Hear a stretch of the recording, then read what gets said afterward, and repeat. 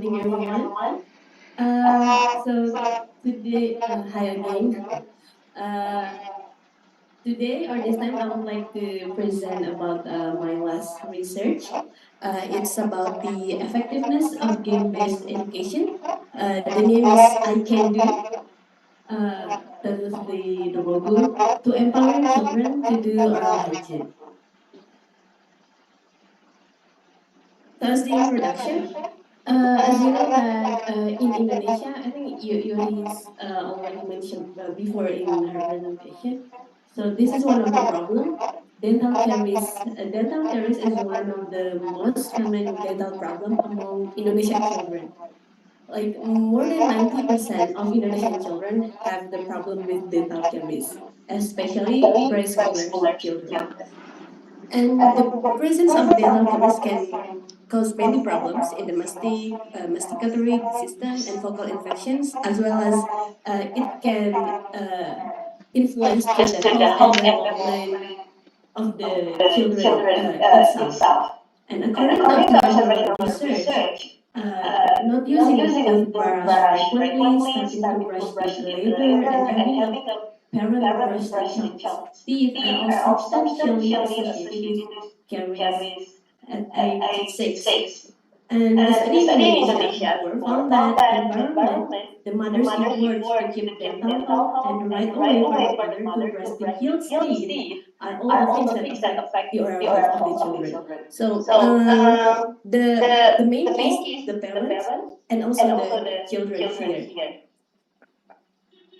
So it's still the background. It's essential to equip parents with the right media so they can educate. The parents know how to educate children by fun way. That's really important to provide them the media.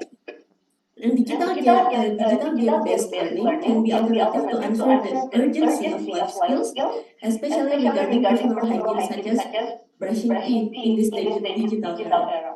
In Indonesia, children can play mobile app. It's quite common, of course, by parents' assistance. So we come up with this idea, and this is also the previous study. The digital games for early childhood show that game-based learning approaches have great potential to stimulate children's gross motor skills, promote healthy habits, and instill information about health and well-being.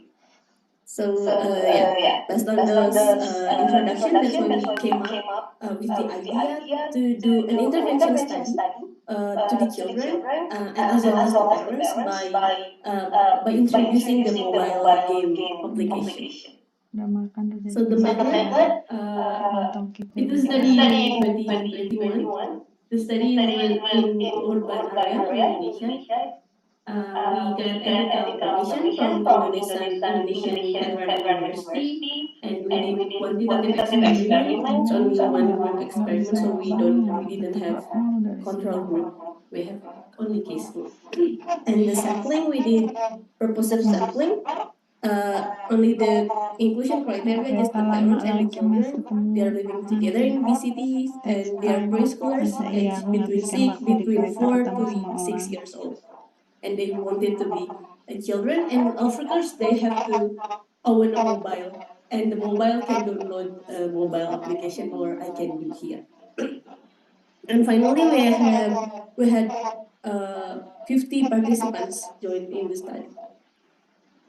The method, we have pre-test and post-test. In both of, we recorded the children while they were doing teeth brush by their own self without any support from the parents.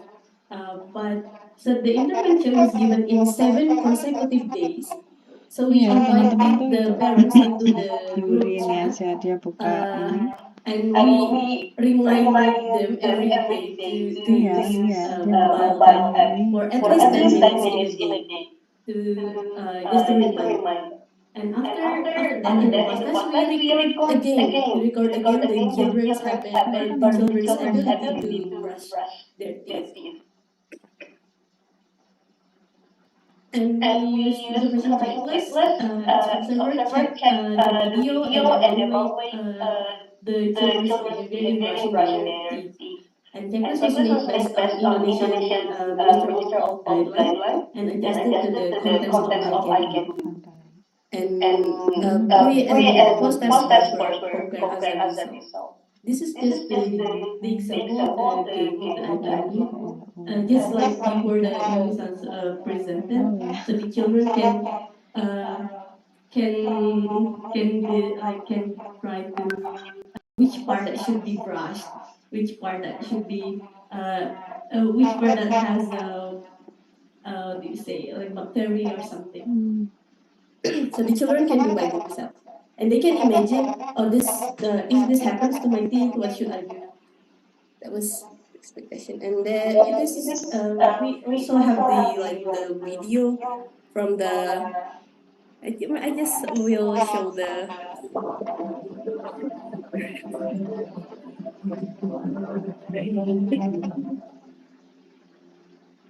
load. So we in the mobile apps also we providing like video education. There's no song. Nanti aku Or it's tawarkan. animation. And if you can see, they also adjusted the culture. Many preschooler children in Indonesia also wearing hijab, so it easily to be accepted by the parents. So it's like, okay, the way we have to do this. Don't forget your paste and this part or this part, just something like that. And after that, the children can start to play the game. Sorry. Okay, so this is the results as demographic data. We, as I mentioned, uh, we created 4 to 6 years old children. That's yeah, this just the percentage, and we have 50 of them. And for the sex, also we have girl and boys here almost the same numbers. And as for the peer pretest, we just compare the pre and post test score. Here we got the significant p-value with the mean difference is 12 scores between pre and post test scores. So we found it significant. So as the discussion stated that oral health promotion in early children is difficult, but the technology, by providing a fun way, by utilizing technology, it can help children to learn oral health habits, health habits, and overcome dental phobias and misconceptions. And numerous studies on digital games for young children show that game-based learning can improve children's higher order thinking and abstract thinking during cognitive development. So because by using the games, the children like can set goals, then interactive controls, and also there's the narrative or description during the games. It helps children to imagine, and they what they say, it helps them to do to optimizing their habits. And children learn abstract concepts in a fun way due to the appealing appearance and the opportunity that allows them to keep trying and experimenting while playing games without fear or without fear of failing. So because it's just a game, they can do it again and again. And iCandy is one of the forerunners of mobile-based children's learning application, bridges the gap between the need for habit formation and the practice of clean and healthy living through games that teach kids to how to brush their teeth properly. It's not, yeah, as Yuri-san's the previous presentation also mentioned about the hand washing by using iCandy, so iCandy actually providing many contents about the health behavior. And thus, engaging children in the active learning process may be useful and efficient strategy for inspiring children and getting them involved in active learning. So it's another benefit of game-based learning education. And a mobile application that promotes oral health also provides the opportunity to deliver information and potentially help children prevent oral diseases such as early childhood caries. As mentioned in the background, it's quite high number in Indonesia. And yeah, just as well as the by using technology, we are hoping that we are also helping parents to help to assist children to do the oral hygiene. So as the conclusion, the results demonstrated that the game-based oral education by using I Can Do had notable short-term retention benefits, demonstrating its efficacy for improving children's brushing practice. And yeah, this is just a recommendation. Maybe in the near future, we would like to add some more indicator of the children's toothbrushing behavior, and as well as the developing of the game application. Okay, that's all. Thank you very much.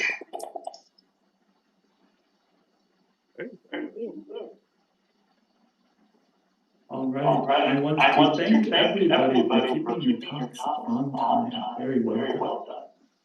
Our next speaker will be our very own Amra, and he is the head of the Philanthropy Center for Children and the Elderly, as I believe you know, for he is on the SYSTED Steering Committee after all.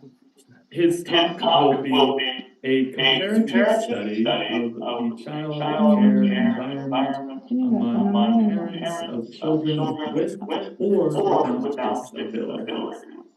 And so, you're welcome on as a rep today.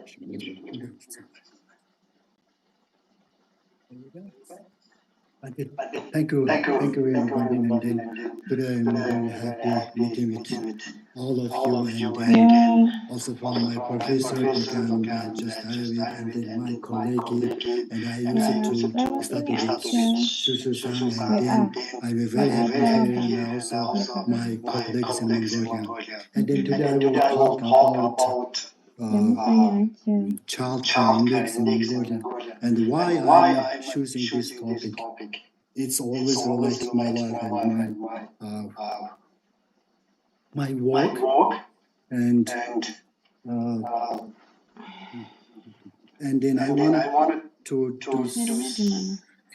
study about child care more because it's quite a new one in Mongolia. I tried to find the previous studies, but it was quite difficult to find. And as for me, I'm also working nowadays. I'm working on the project, working for empowering the elderly, not elderly, empowering the disabled children. And so based on my study, I wanted to improve the situation in Mongolia, especially in the western end of Mongolia.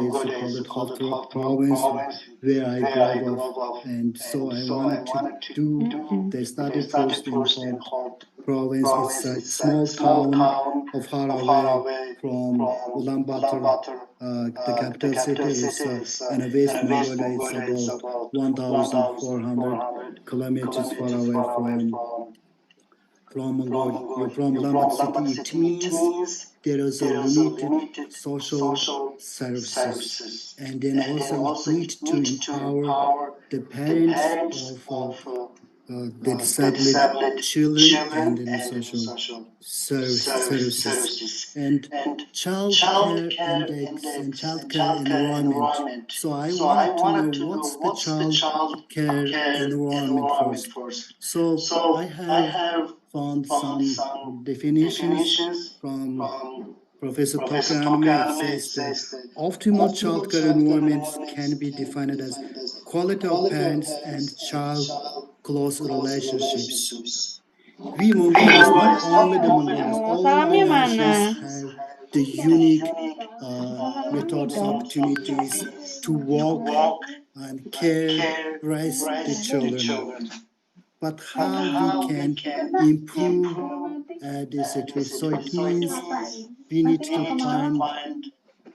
know about the close relationship between the parents and children. So after knowing the relationship, their caring environment, it will be more easy for us to intervene, to work with the children and the parents. And there are quite many researchers in the developed countries and also in the developing countries. But this kind of research is very rare in Mongolia. It was one of the things we need to do this kind of surveys. The parents' styles vary between the countries. So in Mongolia, it also may be very different.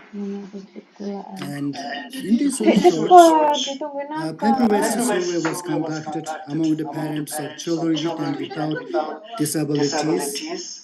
And this study, the purpose of this study is just assessing the childcare environment in Mongolia, not evaluating, not monitoring the childcare environment. Maybe the future studies will be assessing, monitoring, can be combined cohort studies. This time is this study purpose of the study is just one-time study, and a total of 150 parents of children between the age 2 and 10 completed the survey questionnaires, and the study excludes the missing data, so the lowering total number is reducing into the 141, and 69 respondents were parents of disabled children, and the parents of children with disabilities were purposely selected, and parents of children without disabilities were randomly selected in this study. And of course, we were considering the ethical things in here.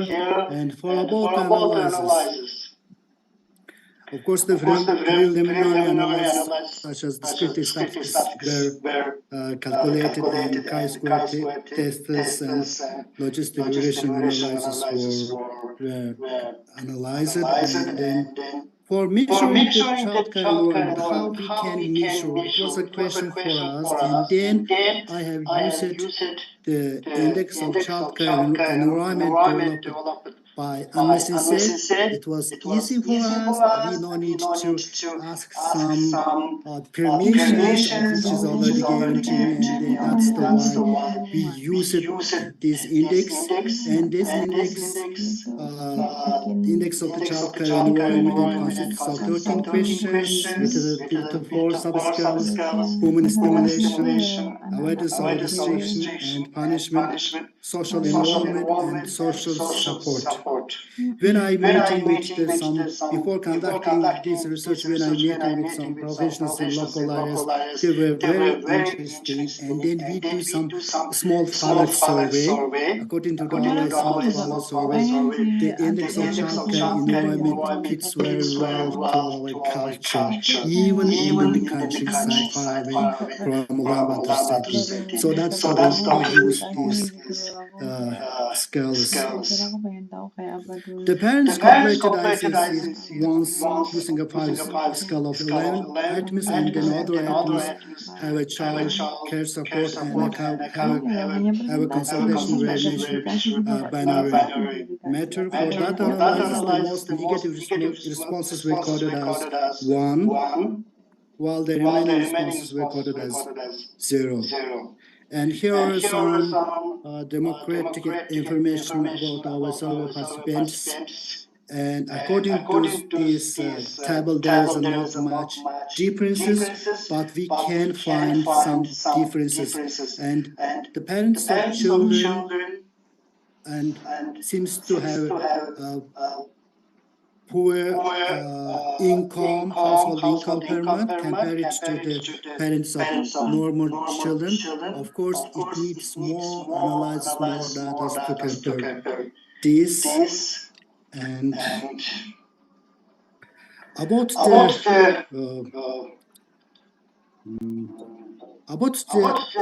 index of childcare environment questionnaire, and there is the first line, there is a mean scores, and the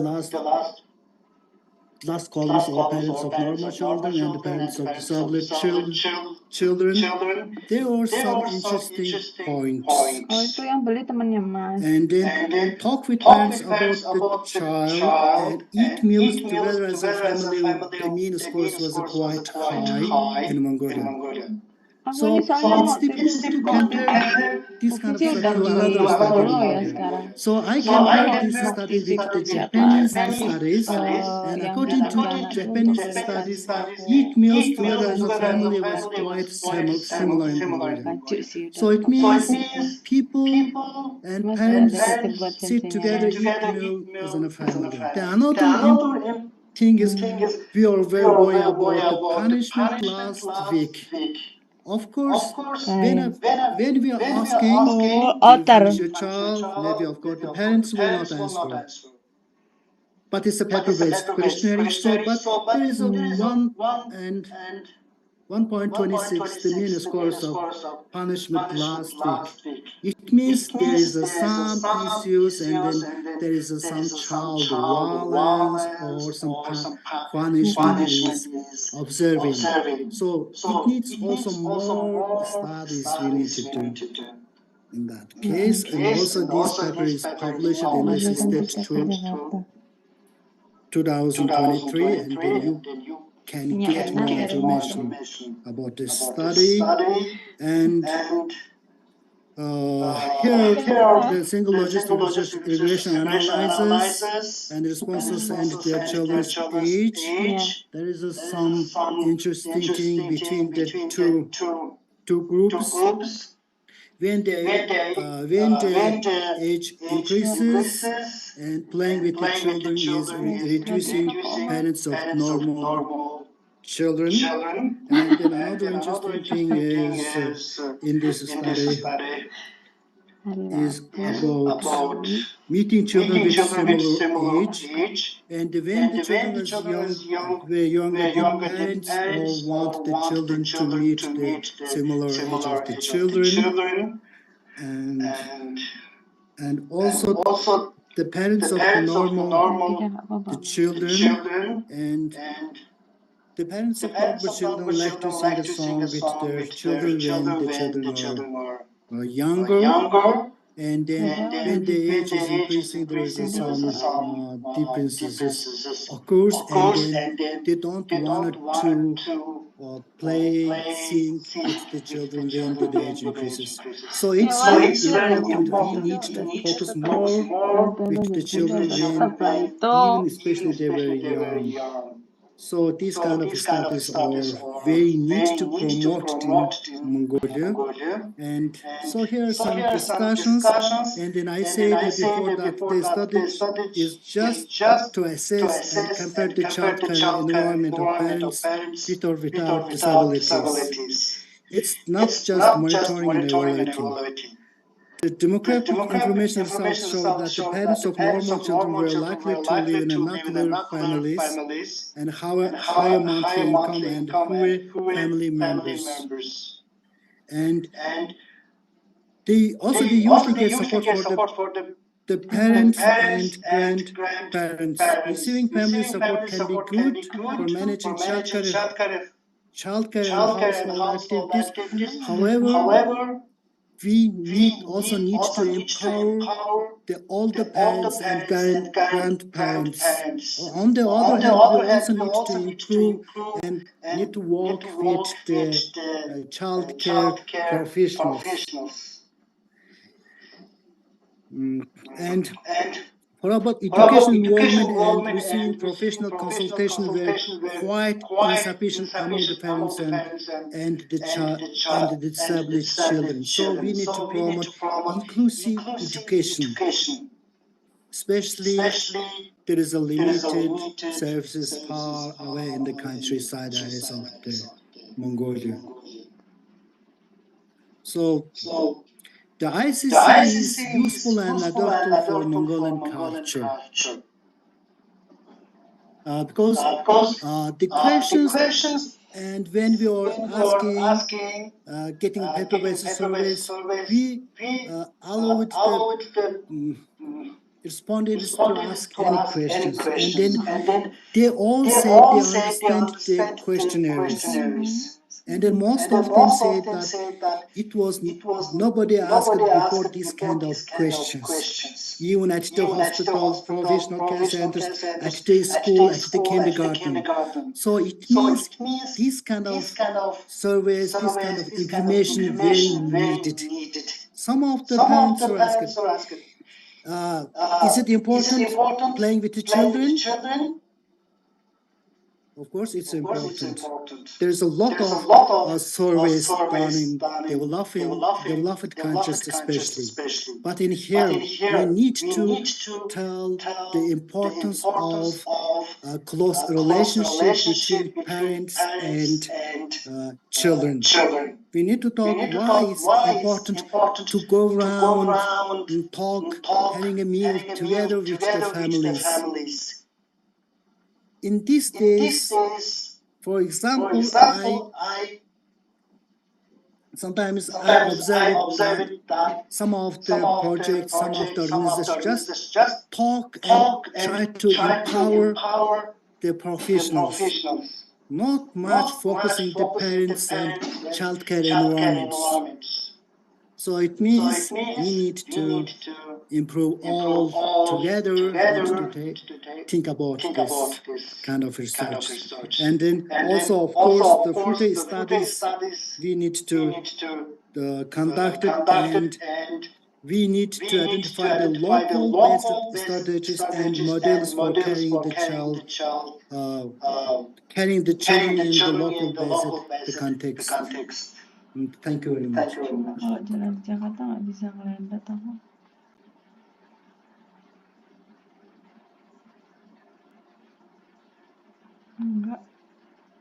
Nggak setenang kalau di Jepang. All right, thank you. And our final presentation for this session will be Mongolian and child protection systems during COVID-19 pandemic, challenges and response services to one-stop crisis centers. And our presenter is Chancellor MBA, National University of Mongolia, right here in Ulaanbaatar. Nggak bisa ya? Hello, everyone. Nggak bisa ya? Masih? Mesti ngomong dulu. Ternyata nggak bisa.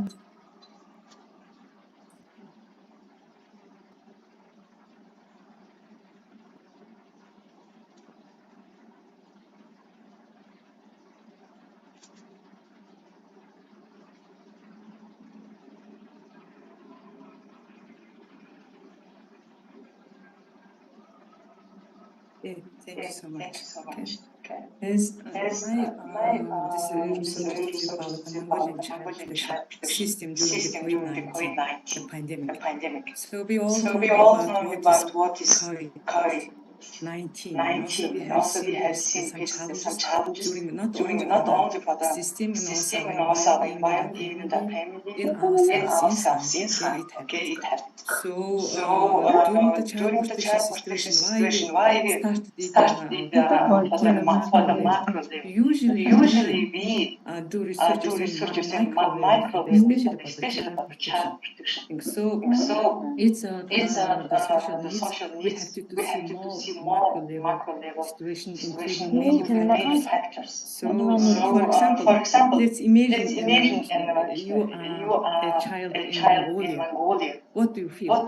This is my first question. I want to ask from all of you because you are doing the conversation. Yeah? So it's not only the time is certain condition is what we have to do. If you were a child.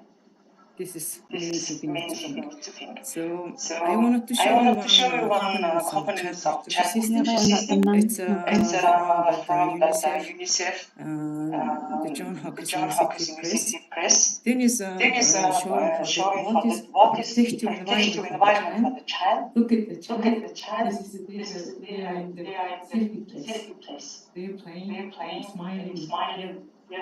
Then this around the circle you can see what is the components of protective environment. For example, government commitment, then legislation system framework, then attitude. How do you attitude? Then you can say open discussion, but involvement of children, Terus itu mobil yang pakai siapa hari-hari? capacity of communicating, timing, Agak panas sih mas. essential services.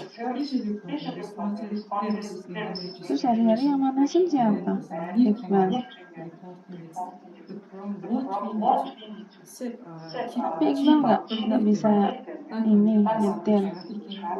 virus, children without Belum berani. primary care, and sexual exploitation, child labor, and conflict. This we are need to protect children from this kind of aspect. Yeah. So this is very based on it we see for child protection system here. Based on that comments, I added here some Components for specific prevention or education, and also budget. Because in Mongolia situation, we used to talk about budget and economic situation are not enough for supporting child protection. Macam-macam. So this one is you can see this kind of need for the child protection system in Mongolia. Tahu apa? And also one is training and capacity building for the professionals. Like for me, the child protection system like a safety nets for any society. It's just like how we have rules and systems to keep everyone safe on the roads. Child protection system is a place to keep kids safe and ensure they will be. So also we do some one-stop crisis centers. This is the role of child one-stop crisis center is very crucial time. During the research time, what happened is government had made one decision. The first jangan yang early gitu loh. during the first emergency. Sorry. Yeah, pandemic. Then everything was closed. Schools, everything. That time, even government not included for the one-stop crisis center and also shelters. They were closed. It was very crucial, and that's why some of the NGOs, civil society organizations give the government organization information. It's very important for the people who are in domestic violence, especially children issues and raised at the time. So you can see, then also I want to highlight the importance of one-stop crisis centers. This is the role of the child protection is critical. They also needs to play vital role in ensuring children's rights are respected, and safety and also well-being and priority.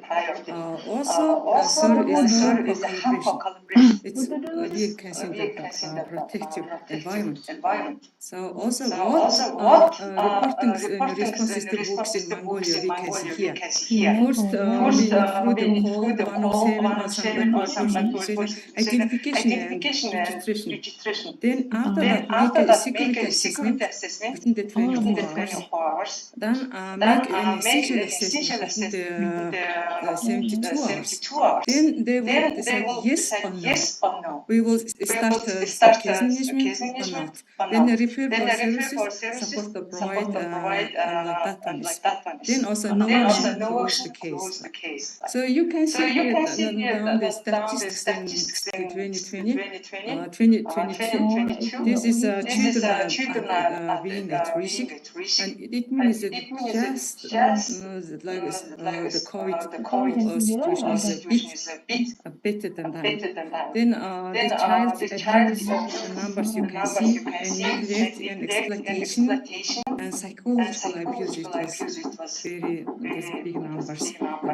Evet amca. So the methodology introduced for used academic articles and the international and national level, and insights also webinars, lectures, presentation, discussion, and workshops on online and in person. Then also semi-structured foreign interview centers in the different mostly from the social workers in the one-stop crisis center and also including shelter. Then the pattern for nationalities of Mongolian, and there's a 55 specialist professions, and working years was very important. That requirement, and almost 79% of them working. Look at 1 to 2 years. It means not much experienced. Then it means also a lot of turnover at services. Then only 16 of them work between 5 and 10 years. This we need very local the human resource administration. So organization members, social workers, and managers in the one-stop crisis center and shelters. So this methodology we use the PESTEL meta-analysis method is alongside with Child Protection Framework, UN Commissioner to Human Rights. Then the PESTEL means like abbreviation of political factors, economic factors, social factors, and technological factors, and legal and environmental factors. So according to each factor, these questions are asked. Based on this question, we need to find out the challenges and gaps in the response services in Mongolia. So, for example, how many government policies have measures during COVID-19? How have government policies and measures during COVID-19 impacted child protection services and responses? I just mentioned just earlier that the services were closed when the first government decision. But after next decision, they opened that one-stop crisis centers like that. Then economic situation. For example, during the pandemic, do we have sufficient financial support for that one-stop crisis centers and response services? This one. So how many social dynamic and community support systems affected by the pandemic? This question. And how does the impact child protection efforts? Plus another. Then how was the technology being utilized in has child protection and response services during the pandemic? That one is not only from the specialists, it's also asked from the children and who staying at that time, so getting service during for the one-stop COVID. And also there is a question also regarding for the having been any challenges and legal framework policies, especially internal and interregulation of the organizations. This question more related to that one. The environment is there many environmental situations. So maybe environmental we can say what is environment. We need to make it very clear. So for the environment it means that time we use for the one-stop crisis center and only that kind. Okay. So, of course, we have some study limitation and also ethical considerations. So, for one or two most important findings we found from this research. So, of course, most of the one-stop crisis center shelters lack child-friendly spaces. And also, because children are very active, they are full of energy. They wanted to play. They wanted to talk to each other. But pandemic situation is very strict to face to face. We need to also this, social distance between each other, 1.5 meter, and but like this, it was even as the social workers cannot communicate with face to face with clients because they need to put on protective clothes with the talking. It was very hard for them. That it was a lack of child friendly space and also gender segregated sanitation facilities is a big problem. They use no matter what sex you have, same toilet. Even also the service providers use same toilet with the clients. It was also a big problem during the COVID-19. Then as a efficient coordination and monitoring, especially for the supervisors, supervisors leadership was very, it was lack of during that time because they more focusing on for the numbers, not for the quality of the service. Then, of course, in increased protection, ethical challenges it also happen. Also, there is a need to empower both staff and clients at all levels.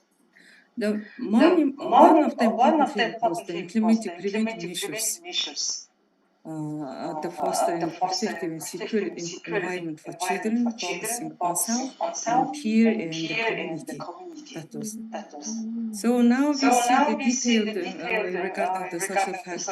With all they have known for the child right convention, child right convention. According to child right, there is a four guiding core principles we have. This is non-discrimination, the best interest of the child, and right to life, survival, and development. Then children's right to be had. It means for involvement of participation in child. According to that, the Child Commission, we had the call of the standard in child protection in Mongolia.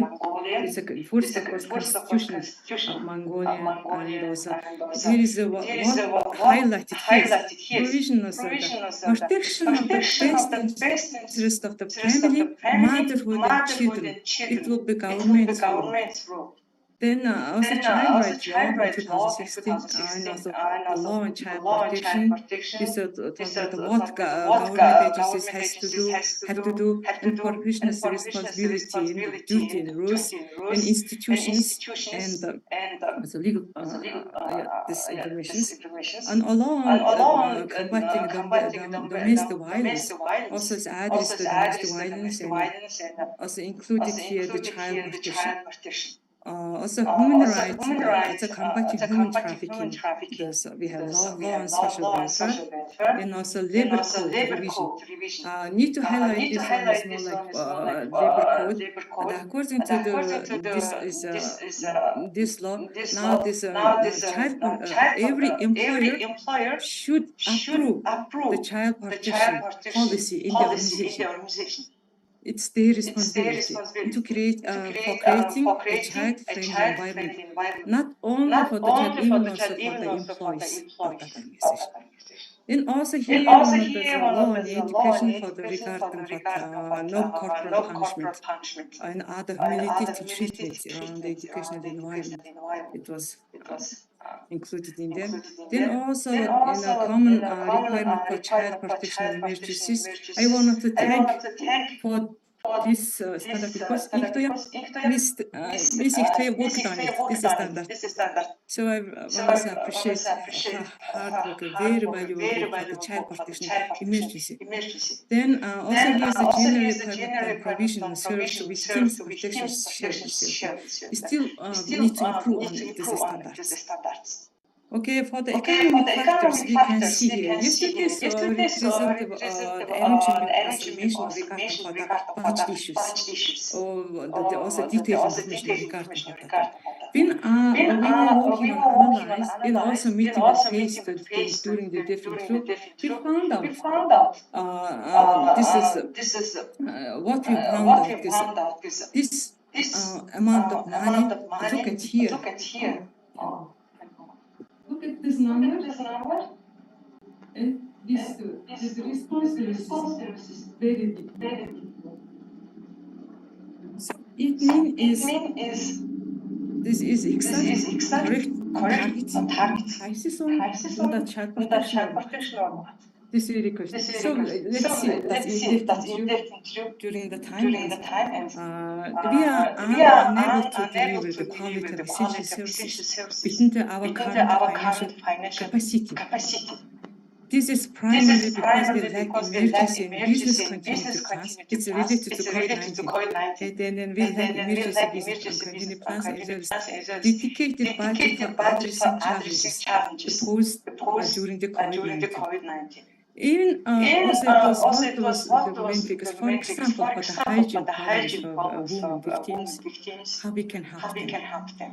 Then usually people is really one of the giving character in Mongolia. If something really happened, they love to help each other. But because of pandemic, this is people can't go and support that kind of services, and it was the very big challenge for that. And also social factors. It was so please see the mother what happened because school closure and health facilities all we cannot work at the time because of restriction. Children and the people need to stay home with them. Then during the interview with one of the victims was conducted represented one of the crisis center. This is very sad history. She shared with us. A mother who experienced the tragic loss of her daughter due to domestic violence sought help from professionals. Normally, her daughter stayed in boarding school during the school year, but due to the lockdown, she tragically lost her life. She needs to stay home, but a stepfather killed her. This kind of situation happened. If there is no pandemic situation, maybe the child is still alive today. We don't know. Yeah. This kind of excitement is that impact on the child and the girls. Technological factors we can also see that because this is that the vital media is the vital for society and community group individuals. So here the sort of the presentation how does the Indonesian children really use a lot for the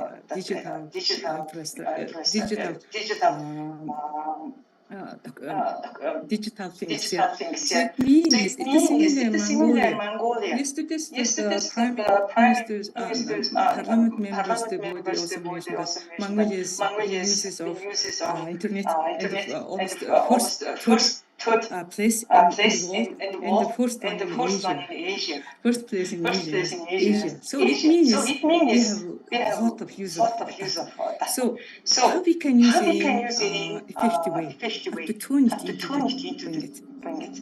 Then also that's a good to recognize the voices as a member of society independence will expressing their views.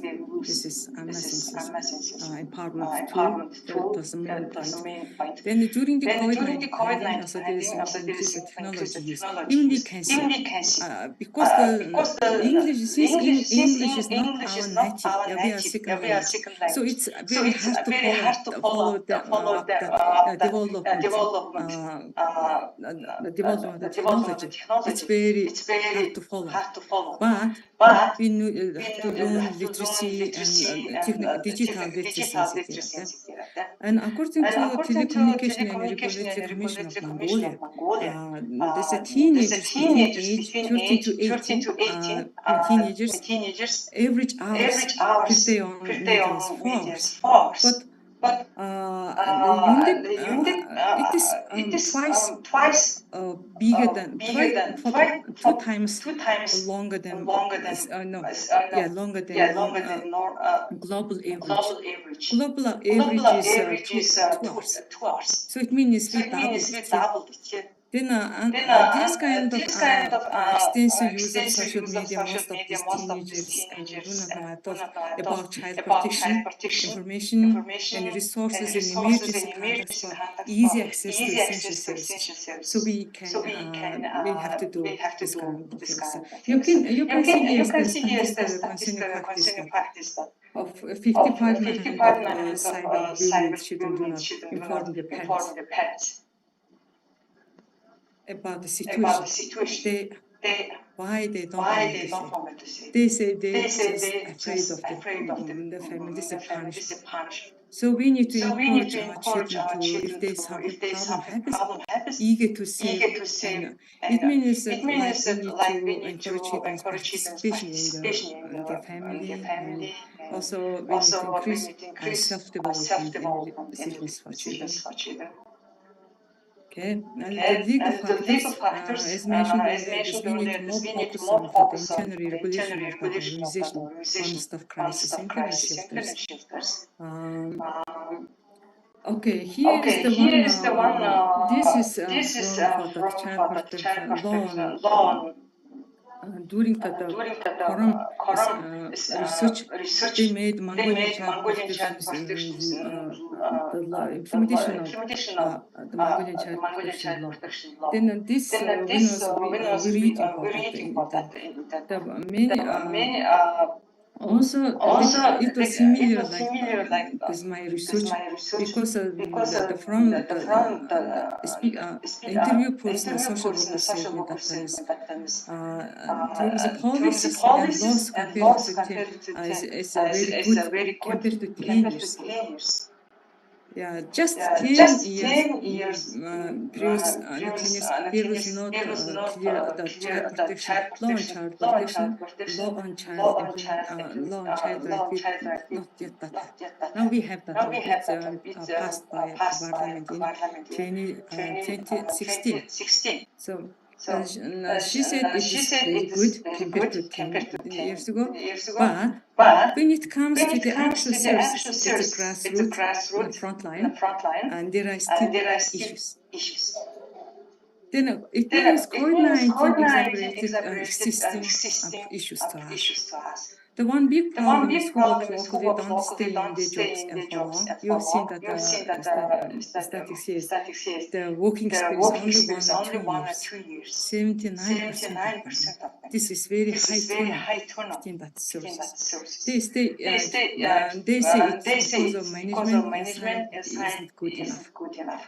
The when COVID restrictions, my workload at the centers got really heavy. She said she needs to take care of cleaning, also giving psychology work, even also need to be like a health worker. When at that time also she has to do her work as a social worker. When she cleans, children don't want to listen her concerns because children think about she's just a cleaner. It kind of problems happened during the COVID-19. Even also the payment you can see here, there is this same like. Our living factors also another one social worker is especially about the local government representatives. She worked for the shelter house. She said this what kind of ethical challenges during faced the COVID-19. Then also lack of personal protective equipment and safety measures.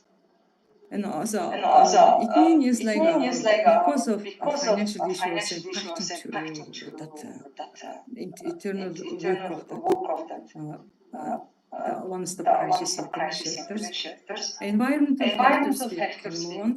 Then environmental factors. In Mongolia now the climate changing now compared to global warming happening is 3 times faster than global average. Now we can see this year we have very a lot of raining and flooding in UB, it's we need to more focus on for the emergency situation in Mongolia. Then also this disasters have big impact on society and making poverty and inequality worse and causing migration patterns in the situation. So, okay. Also you can see this crime the last 5 years crime statistics, and then there's a credit home apartment, the child crime, and also highest number, and also there's a 31 and 31.40% the taking on mothers and children. This statistics show that children may not always be safe at home. They should be safe at their home, like a child protected environment. But why they cannot be there? So it's question we have. Also, environment factors impact another to all those regarding factors related to physical safety and security, and hygiene situation, and privacy and confidentiality, and child-friendly environment, and cultural sensitivity and staff training, support, and disaster preparedness is all included in the environmental factors. Okay, here is one interview with a key social worker, this government shelter house. And she said that during the COVID-19 local government started to use day shelter. Just one. Day shelter, like accommodation place. Then isolation. Then that shelter, the clients needs to move to the another place. That was a university dorm. They need to stay, but it's so dirty and very cold. And also it was like around PM 22, the 10 PM. It's too late. It was 9 children and 1 adult. The children are supposedly very trauma that time. They were really afraid about this, what is going on. Like even they must be safe in the shelter house, but this problem happened. Okay. Then this kind of things we have. So we need to improve this environment for this. So okay, for summary, you can see here, according to factors included here, this it's a crucial explore the opportunities to strengthen protect children and response services and ensure that all